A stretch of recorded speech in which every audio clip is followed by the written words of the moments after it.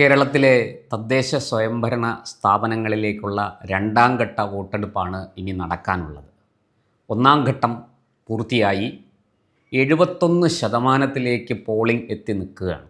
ഒരു മികച്ച പോളിംഗ് ആണ് എന്ന് തന്നെ പറയണം.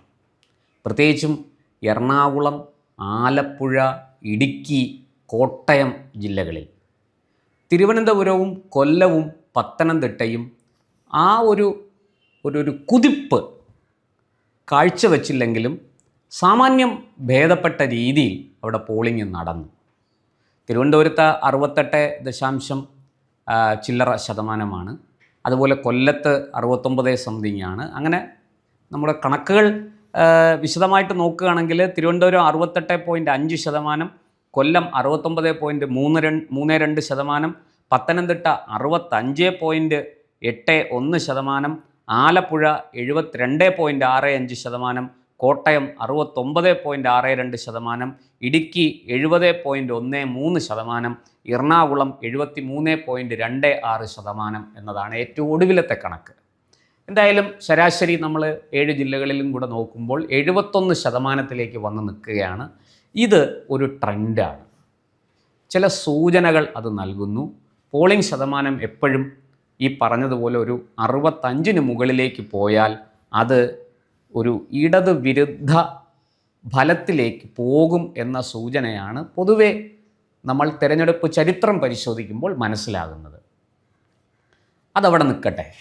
ഇപ്പോൾ രണ്ടാം ഘട്ട വോട്ടെടുപ്പ് മലബാർ റീജിയണിലാണ് നടക്കേണ്ടത്. അവിടെ ഏറ്റവും പ്രധാനപ്പെട്ടത് എനിക്ക് തോന്നുന്നു കേരളം ഒരു സവിശേഷ ശ്രദ്ധ കൊടുത്ത് നോക്കിക്കാണുന്നത് പാലക്കാട് മുനിസിപ്പാലിറ്റിയിലെ തിരഞ്ഞെടുപ്പാണ്. കഴിഞ്ഞ 2 ടേമും തുടർച്ചയായിട്ട് BJP ഭരിച്ച മുനിസിപ്പാലിറ്റിയാണ്. അവിടെ BJPയും കോൺഗ്രസും നേരിട്ട് ഏറ്റുമുട്ടുകയാണ്. CPMന് LDFന് അവിടെ വലിയ റോളില്ല എന്നുള്ളതാണ് സത്യം. പാലക്കാട് നഗരസഭ എല്ലാ കാലത്തും ഒന്നുകിൽ കോൺഗ്രസിനൊപ്പം അല്ലെങ്കിൽ BJPക്കൊപ്പം. ഇതായിരുന്നു അവിടുത്തെ അവസ്ഥ. അത് ഞാൻ ഈ കഴിഞ്ഞ ഒരു 10, 15, 20 വർഷമായിട്ടുള്ള ഒരു കണക്കാണ് പറയുന്നത് കേട്ടോ. LDFന് എന്നും ഈ കഴിഞ്ഞ ഒരു 15 വർഷങ്ങളായിട്ട് 3-ാം സ്ഥാനത്ത് തുടരാനാണ് അവിടെ കഴിയുക. അത് പാലക്കാട് നിയമസഭാ മണ്ഡലത്തിലും അങ്ങനെയാണ്. അവിടെ കോൺഗ്രസ്സാണ് ജയിച്ചു വരുന്നത്, BJP 2-ാം സ്ഥാനത്ത് വരും, LDF വളരെ പുറകിലായിട്ട് 3-ാം സ്ഥാനത്ത് ഫിനിഷ് ചെയ്യുന്നൊരു കാഴ്ചയാണ് നമ്മൾ കണ്ടിട്ടുള്ളത്. അത് ഇക്കുറി പാലക്കാട് തുടർച്ചയായിട്ട് 2 ടേം ഭരിച്ച BJP ഹാട്രിക് നേടുമോ എന്ന ചോദ്യമാണ് ഉയരുന്നത്. ഞാൻ അവിടുത്തെ പാലക്കാട് നഗരസഭയിലെ ഇപ്പോഴത്തെ രാഷ്ട്രീയ സാഹചര്യം ഒന്ന് പറയാം, എന്നിട്ട് നമുക്ക് മലബാറിലേക്ക് വരാം. ഈ പാലക്കാട് നഗരസഭയിൽ നമുക്കറിയാം, അവിടെ സന്ദീപ് വാര്യർ ഉയർത്തിവിട്ട ചോദ്യങ്ങളും അതിൻ്റെ ഉത്തരങ്ങളും നിയമസഭാ ഉപതെരഞ്ഞെടുപ്പിൽ, പാലക്കാട് നിയമസഭാ മണ്ഡലത്തിലെ ഉപതെരഞ്ഞെടുപ്പിൽ നടന്ന കോലാഹലങ്ങളും ഒക്കെ നമുക്കറിയാം. അവിടെ വളരെ കൃത്യമായിട്ട് ഈ പറഞ്ഞതുപോലെ BJPക്ക് ഒരു മേൽക്കൈ ഉണ്ടായിരുന്നു എന്നുള്ളത് സത്യമാണ്. പക്ഷേ ഈ കഴിഞ്ഞ ഉപതെരഞ്ഞെടുപ്പോടുകൂടി അതിനൊരു മങ്ങലേറ്റിട്ടുണ്ട് എന്ന വിലയിരുത്തൽ തെറ്റാകില്ല. അതിന് കാരണം BJPയുടെ ഉൾപാർട്ടി പോരാണ്. നേതാക്കൾ തമ്മിലുള്ള വടംവലി, സ്ഥാനത്തിന് വേണ്ടിയിട്ടുള്ള യുദ്ധം, ഇതൊക്കെ പലപ്പോഴും അവിടെ മറ നീക്കി പുറത്തു വന്നത് നമുക്കറിയാം. ഞാൻ അതിൻ്റെ വിശദാംശങ്ങളിലേക്കൊന്നും പോകുന്നില്ല. ആ പാലക്കാട് ജില്ലയിൽ തന്നെ അത്തരത്തിലുള്ള നിരവധി വിഭാഗീയ പ്രവർത്തനങ്ങൾ BJPക്കുള്ളിൽ നടന്നിട്ടുണ്ട്. BJPക്ക് ഏറ്റവും സ്വാധീനമുള്ള 2 നിയമസഭാ മണ്ഡലങ്ങളിൽ, ഒന്ന് പാലക്കാടും 2 മലമ്പുഴയാണ്. മലമ്പുഴയിൽ BJPയും CPMുമായിട്ടാണ് ഏറ്റുമുട്ടുന്നതെങ്കിൽ പാലക്കാട് BJPയും കോൺഗ്രസുമായിട്ടാണ് ഏറ്റുമുട്ടുന്നത്. മലമ്പുഴയുടെ കാര്യം നമുക്ക് വിടാം, പാലക്കാട് നഗരസഭയിൽ നിൽക്കാം. അപ്പോൾ BJPക്ക് അവിടെ ഉൾപാർട്ടി പ്രശ്നങ്ങളുണ്ട്. അത് BJPക്ക് ഒരു വലിയ തിരിച്ചടിയായിരുന്നു സമീപകാലം വരെ. എന്നാൽ കോൺഗ്രസിനുള്ളിലെ പാലക്കാട് MLA കൂടിയായ രാഹുൽ മാങ്കൂട്ടത്തിനെതിരെ ഉയർന്ന ആരോപണങ്ങൾ, പരാതികൾ, പീഡന പരാതികൾ, ഇത് അവിടെ വലിയ ചർച്ചയായിട്ടുണ്ട്. അത് ചർച്ചയാക്കുന്നതിൽ BJPയും ഇടതുപക്ഷവും പരിപൂർണമായിട്ടും വിജയിച്ചു എന്ന് വേണം പറയാൻ. അത് കോൺഗ്രസിനെ സംബന്ധിച്ചിടത്തോളം ഒരു വലിയ തിരിച്ചടിയും സെറ്റ് ബാക്കും ആണ് എന്ന കാര്യത്തിൽ തർക്കമില്ല. അതുകൊണ്ട് തന്നെ ഈ വിഭാഗീയ പ്രവർത്തനം, വിഭാഗീയതയാണോ വലുത് പീഡനമാണോ വലുത് എന്ന് ചോദിച്ചാൽ വോട്ടർമാർ പീഡനം എന്ന ഒരു നിലപാട് എടുക്കും എന്നാണ് ഞാൻ കരുതുന്നത്. അവിടെ നിന്ന് കിട്ടുന്ന വിവരങ്ങളിൽ നിന്ന് മനസ്സിലാക്കുന്നത് അതാണ്. അങ്ങനെയെങ്കിൽ തീർച്ചയായിട്ടും കോൺഗ്രസ് ഉയർത്തിക്കൊണ്ടുവന്ന പാലക്കാട് നഗരസഭാ ഭരണം പിടിക്കുക എന്ന ലക്ഷ്യം അവിടെ തകർന്നു പോകും. BJP മൂന്നാം തവണയും ഹാട്രിക് നേടി അവിടെ അധികാരത്തിൽ തുടരും എന്നാണ് എനിക്ക് തോന്നുന്നത്.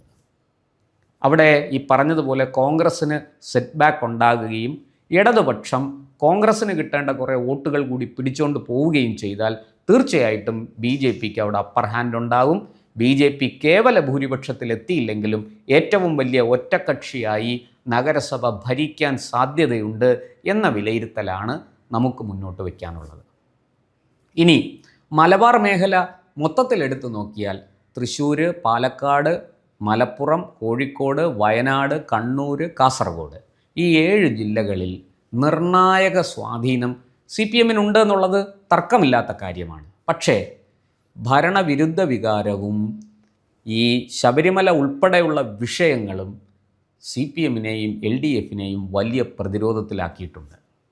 അതുമാത്രമല്ല, പാർട്ടിക്കുള്ളിൽ, മുന്നണിക്കുള്ളിൽ എന്ന് ഞാൻ പറയുന്നില്ല, CPMനുള്ളിൽ വിഭാഗീയത ഈ തിരുക്കൊച്ചി പ്രദേശത്തേക്കാൾ വളരെ കൂടുതലാണ് മലബാറിൽ, പ്രത്യേകിച്ചും പാലക്കാട്, കോഴിക്കോട്, കണ്ണൂർ തുടങ്ങിയ ജില്ലകളിൽ. മറ്റൊരു പ്രധാന വെല്ലുവിളി മലബാർ മേഖലയിലുള്ളത് മുസ്ലിം ലീഗിൻ്റെതാണ്. മുസ്ലിം ലീഗ് കേരളത്തിൽ CPMും BJPയും കഴിഞ്ഞാൽ ഏറ്റവും കൃത്യമായ കേഡർ സംവിധാനമുള്ള ഒരു രാഷ്ട്രീയ പാർട്ടിയാണ് മുസ്ലിം ലീഗ്.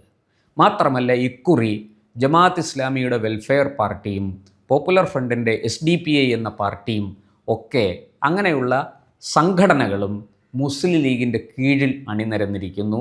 അവർ മുസ്ലിം ലീഗ് എന്ന ഒരു രാഷ്ട്രീയ കുടക്കീഴിൽ നിന്നുകൊണ്ട് ഒരു വലിയ മുസ്ലിം വോട്ട് ബാങ്ക് സൃഷ്ടിച്ചിരിക്കുന്നു എന്നുള്ളതാണ്. ഇത് ഏറ്റവും കൂടുതൽ അലോസരപ്പെടുത്തുന്നത്, അസ്വസ്ഥതപ്പെടുത്തുന്നത് CPMനെയാണ്. കാരണം മുസ്ലിം വോട്ട് ബാങ്കിൽ ഒരു വിള്ളൽ വരുത്തി സുന്നി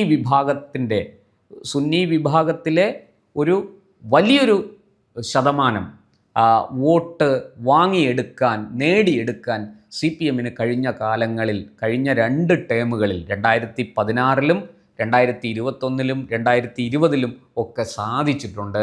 ലോക്സഭാ തെരഞ്ഞെടുപ്പിൽ ഒഴിച്ച് മറ്റെല്ലാ തെരഞ്ഞെടുപ്പുകളിലും, തദ്ദേശ സ്വയംഭരണ സ്ഥാപനങ്ങളിലേക്ക് അതുപോലെ തന്നെ നിയമസഭയിലേക്ക് നടന്ന തെരഞ്ഞെടുപ്പുകളിൽ ആ സുന്നി വോട്ട് ബാങ്കിൽ വിള്ളൽ വരുത്തുകയും നല്ലൊരു ശതമാനം വോട്ട് പിടിച്ചെടുക്കാനും CPMന് സാധിച്ചിട്ടുണ്ട്. അതിൻ്റെ ഫലമായിട്ട് മുസ്ലിം ലീഗിനല്ല പരിക്കുണ്ടായത്, കോൺഗ്രസ്സിനാണ്. കോൺഗ്രസിൻ്റെ നിരവധി സ്ഥാനാർത്ഥികൾ അവിടെ തോറ്റുപോയി എന്നുള്ളതാണ് സത്യം. ഇപ്പോഴും കോഴിക്കോട് കോൺഗ്രസ്സിന് എത്ര MLAമാരുണ്ട് എന്നൊന്ന് ചിന്തിച്ചു നോക്കിയാൽ മതി. അവിടെ കോഴിക്കോട് ലോക്സഭാ മണ്ഡലത്തിൽ രാഘവൻ ജയിക്കും, അദ്ദേഹം നല്ല ഭൂരിപക്ഷത്തിന്, മികച്ച ഭൂരിപക്ഷത്തിനൊക്കെ ജയിക്കും. പക്ഷേ കോഴിക്കോട് ജില്ലയിൽ നിന്നുള്ള നിയമസഭാ മണ്ഡലങ്ങളിൽ കോൺഗ്രസ്സിന് എത്ര MLAമാരുണ്ട്? ഞാൻ മുസ്ലിം ലീഗിൻ്റെ കാര്യമല്ല പറയുന്നത്, കോൺഗ്രസിൻ്റെ കാര്യമാണ്. കോൺഗ്രസ്സിന് എത്ര MLAമാരുണ്ട് എന്ന് ഒന്ന് ചിന്തിച്ച് നോക്കൂ. അപ്പോൾ കോൺഗ്രസ് അത്ര ദുർബലപ്പെട്ടു പോയി മലബാറിൽ. പക്ഷേ മുസ്ലിം ലീഗ് വളരെ ശക്തമായ നിലയിലാണ്. ഇക്കുറി ലീഗ് വളരെ നിർണായകമായൊരു തീരുമാനമെടുത്തിട്ടുണ്ട്. അതായത് യാതൊരു ഭേദവും കൂടാതെ എല്ലാ മണ്ഡലങ്ങളിലും, എല്ലാ വാർഡുകളിലും UDFൻ്റെ സ്ഥാനാർത്ഥികളെ വിജയിപ്പിക്കുക. അതിന് ലീഗ് എണ്ണയിട്ട യന്ത്രം പോലെ പ്രവർത്തിക്കുക.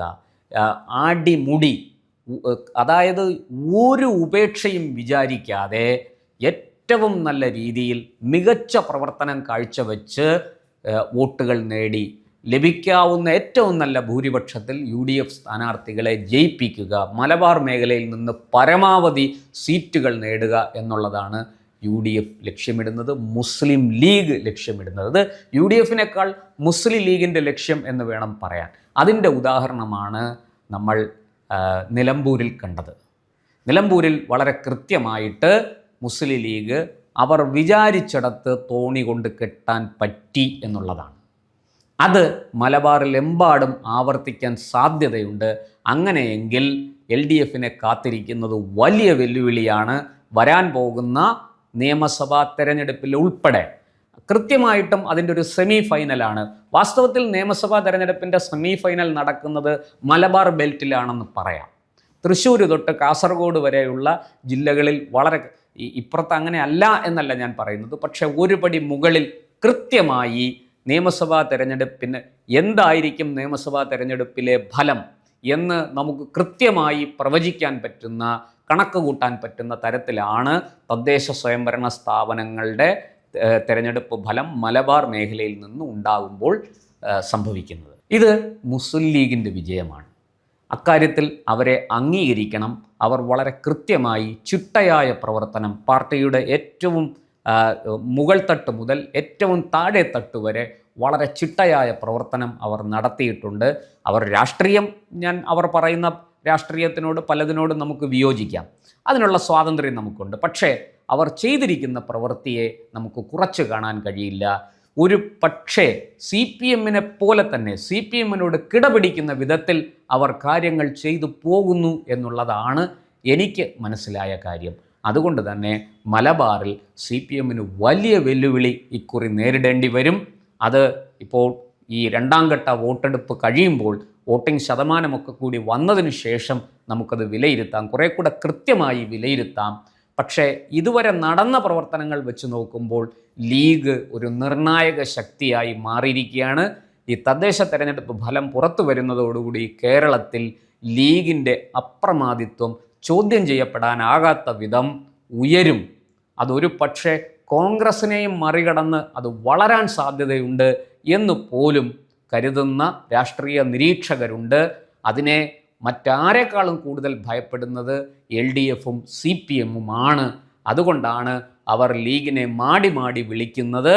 എന്തായാലും നമുക്ക് കാത്തിരിക്കാം. ഡിസംബർ 13 ഇത്തരം കാര്യങ്ങളെക്കുറിച്ച് കൃത്യമായൊരു ചിത്രം നമുക്ക് ലഭിക്കുമെന്ന് കരുതാം. കൂടുതൽ വാർത്തകളും വിശേഷങ്ങളും നേരിട്ട് ലഭിക്കാൻ ജനങ്ങളിൽ നിന്ന് ജനങ്ങളിലേക്ക് ജനഭൂമി ന്യൂസ് സബ്സ്ക്രൈബ് ചെയ്യൂ.